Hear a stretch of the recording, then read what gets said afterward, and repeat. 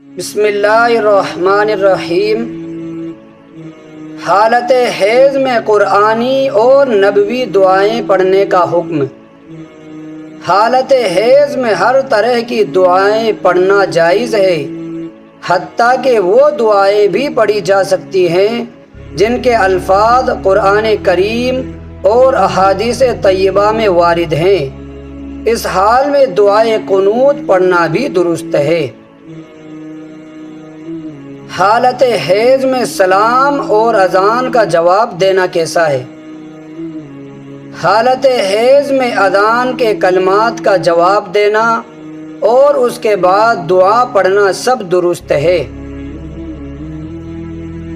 حالت حیض میں دینی کتابوں کا مطالعہ اور درس دینا کیسا ہے؟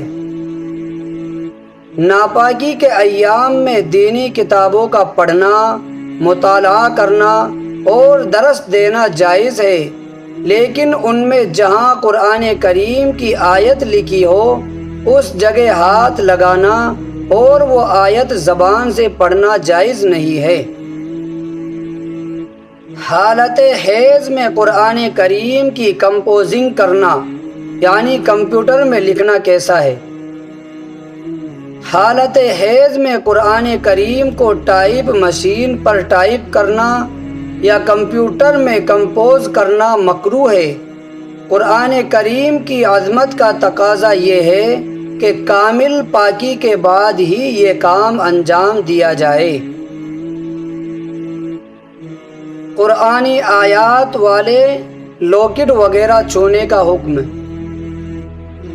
لاکٹ، تمغہ یا ایسی تشتری اور کٹورا وغیرہ جس میں قرآن کریم کی آیت لکھی ہو، ان اشیاء کو حائضہ عورت کنارے سے چھو سکتی ہے، البتہ لکھی ہوئی جگہ کو ہاتھ لگانا جائز نہیں ہے، لیکن بہتر یہی ہے کہ کنارے سے کپڑے وغیرہ سے ہی پکڑے۔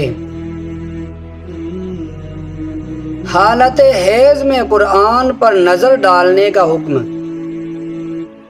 حیض کی حالت میں ہاتھ لگانے اور زبان سے پڑھے بغیر قرآن کریم پر نظر ڈالنا منع نہیں ہے۔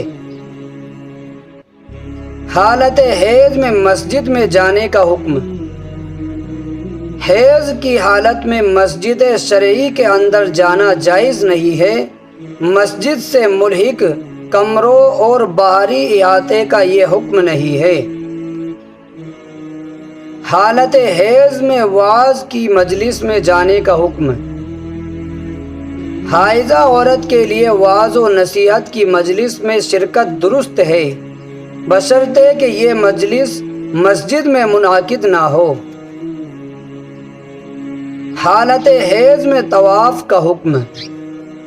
ناپاکی کے ایام میں بیت اللہ شریف کا طواف کرنا حرام ہے، لیکن اگر کوئی عورت اس حال میں مجبوراً طواف زیارت کر لے تو وہ طواف معتبر ہوگا، تاہم جرمانہ میں 1 اونٹ کی قربانی لازم ہوگی اور وہ عورت سخت گنہگار قرار پائے گی، اور اگر پاک ہونے کے بعد دوبارہ طواف کر لے تو جرمانہ ساقط ہو جائے گا۔ حالت حیض و نفاس میں جماع حرام ہے۔ حیض و نفاس کی حالت میں بیوی سے جماع کرنا قطعاً حرام ہے۔ قرآن کریم میں اس کی ممانعت وارد ہے، حتیٰ کہ بعض فقہاء نے اس حال میں جماع کو حلال سمجھنے والے پر کفر کا فتویٰ دیا ہے۔ حالت حیض میں میاں بیوی کا ساتھ لیٹنے کا حکم۔ حیض کی حالت میں عورت کے گھٹنے اور ناف کے درمیانی حصے سے بلا حائل یعنی کپڑے کے بغیر لذت حاصل کرنا بھی منع ہے، البتہ کپڑے پہن کر اور سطر ڈھانپ کر میاں بیوی کے ایک ساتھ لیٹنے میں کوئی حرج نہیں۔